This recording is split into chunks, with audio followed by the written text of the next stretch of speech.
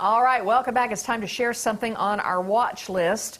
And I am going to go today with something that I can recommend. Do you keep up with the royal family at all? Yeah, no. No, okay, all right. Well, I know they're out there. They're out there, yes they are.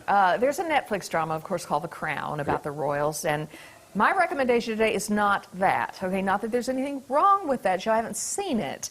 But what I have seen is a CNN documentary series called The Windsors Inside the Royal Dynasty, okay? It came out a while back, several months ago. I just happened to catch one finally over the Christmas break. I sat and watched it. Then I sat and watched a few more because they aired back to back. They were really good. We're going to talk about it a little bit more in a minute, but first, here's a quick preview. In the 1930s, King Edward meets the woman who will throw the entire monarchy into crisis. For the royal family, to marry a divorced woman is the most scandalous, unthinkable thing. King Edward realizes that he's going to have to make a choice. A few hours ago, I discharged my last duty as King and Emperor. Time and time again, the human frailties of members of the royal family threaten to totally destabilize the monarchy. It's unthinkable that there should be a relationship between a divorced man and Princess Margaret, the Queen's sister.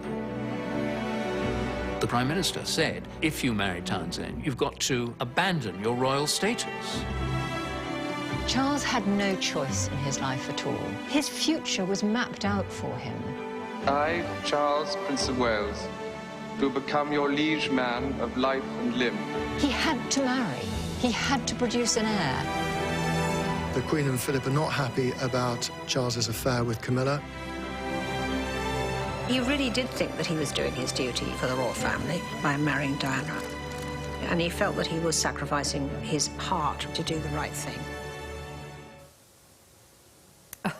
It's really good. It's really good. There are 6 parts to this thing. It starts with George VI. Now, his story was made famous in the movie The King's Speech, which was a very, very good movie. Excellent now, he was a reluctant king, and he only ascended to the throne because his brother Edward abdicated to marry Wallis Simpson, the divorcee. Oh, you know, you can't do that. No, and so he said, yes, I no, can. no. You can have the crown, and I'll take her. Yeah. And I guess that was a huge deal back in the day, and I knew about that. But there were things I really didn't know.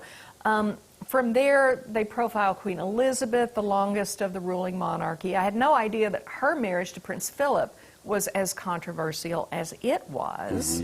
It did not come without its, you know, its questions. Yes. And there were all sorts of headlines over her love life. Her son, of course, Prince Charles, one of the most eligible and sought-after men in the world for a time. Yep. And you get to hear all about that. And of course, then came Diana, the Camilla controversy, Diana's death. Now we have the young royals who we hear about all the time, not without their controversies too. And you guys, we all probably know about this because we hear about it. You know, William and Kate have kind of stayed the course. William and Kate have. Harry and Meghan, they've backed away from the duties. Right. It strikes me as The Crown, although it has factual points in it, there's a little more of a story around it that, you know, may not be very factual. I think if CNN did this, it's probably very factual. I mean, it's more of a documentary than it is a story for you know, that type of enjoyment or whatever you want to call it. It very much is, and it caught me off guard because, like I said, it just flipped over. It was on. I started watching, and the next thing I knew, I could not stop watching. There was apparently a documentary or almost reality show about the Windsors back in the day. I think you can find it on YouTube, but they got in a lot of trouble over that. And then there was the Lord Mountbatten, who was Prince Charles's uncle. You know, the whole family. It's all about duty. You know, that's what it is. It's like it says about Charles. Yeah. He was there because of duty. It had nothing to do with how he felt, what he wanted to do. It can't be easy. No wonder Harry and Meghan were like, no. Yeah. Let's go.